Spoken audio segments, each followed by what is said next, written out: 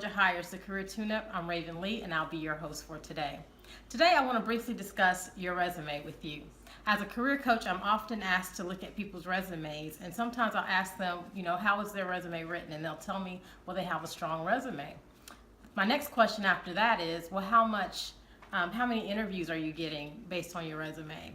And if they tell me they're not getting any, then that tells me that their resume is not strong, because your resume is your foot in the door for any company that's looking for a potential hire. And if your resume is not landing you the interview, then it's not working for you the way that it's supposed to.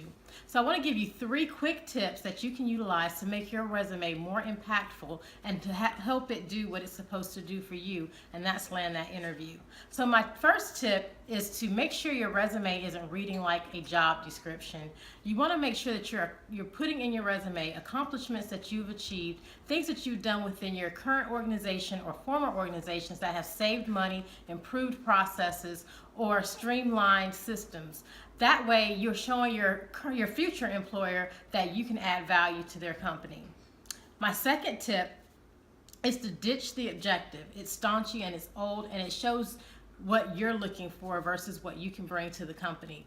I would ask that unless you're an entry-level employee, that you ditch that objective completely and instead use a career summary, which explains to the company what you bring to the table. You can highlight your skill set, any certifications that you have. You can also highlight any accomplishments, major accomplishments that you want to stand out in your resume in your summary. My last and final tip for you is to be concise, be targeted, and to the point.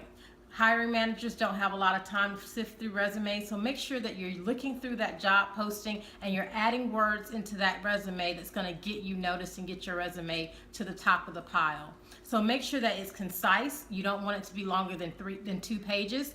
And also make sure that it's targeted using those phrases that you find in the job posting.